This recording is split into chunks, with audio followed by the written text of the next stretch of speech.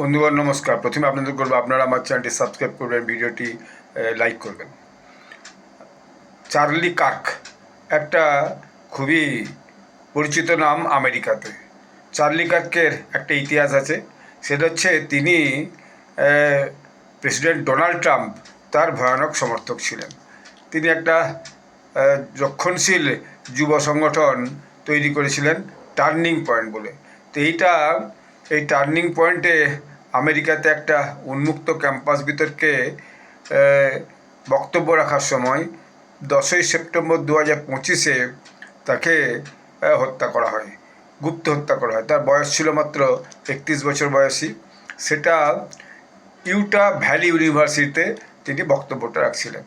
এখন এই Charlie Kirk তিনি মারা যাওয়ার পর ডোনাল্ড ট্রাম্প খুব দুঃখ প্রকাশ করেছিলেন, এবং এই চার্লি কার্ক ছিলেন ডোনাল্ড ট্রাম্পের যে মাগা আন্দোলন, মেক আমেরিকা গ্রেট এগেন যে আন্দোলন, তার অত্যন্ত প্রভাবশালী ব্যক্তি, এবং যুব সমাজে তার একটা ভয়ানক প্রভাব ছিল। যুবকদিকে তিনি ভীষণভাবে উদ্বুদ্ধ করতে পারতেন। এখন দেখা গেল একটা খবর এসেছে, সেটা খুব গুরুত্বপূর্ণ খবর। সেটা হচ্ছে ক্যালিফোর্নিয়ায় এই যে চার্লি কার্ক ওয়ে বলে একটা রাস্তাকে মানচিত্রে স্থান দেওয়া আছে।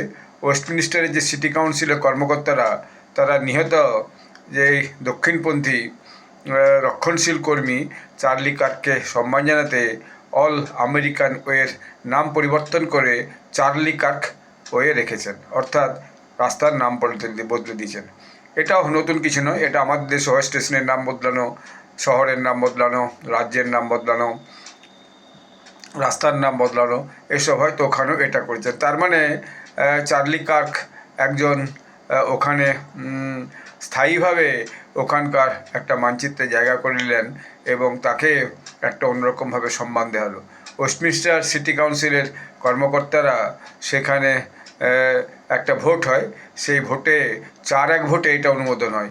এখন শহরে চার্লি কার্কের উত্তরাধিকার আনুষ্ঠানিকভাবে প্রতিষ্ঠিত হলো। এর মাধ্যমে ওয়েস্টমিনিস্টার শহরের যে বাকস্বাধীনতা, সেই বাকস্বাধীনতাতে তারা একটা অন্য রকমের মর্যাদা জানালো, এবং চার্লি কার্কের সম্মানে এই যে রাস্তা, এই রাস্তাটা তাকে চিরকালের জন্য মনে রাখবে। এটা একটা যে কর্মী, স্বাধীনতা কর্মী বলুন বা পরিবর্তনকামী কর্মী বলুন, তার কাছে মৃত্যুর পরেও এটা একটা মস্ত বড় পাওনা। ধন্যবাদ।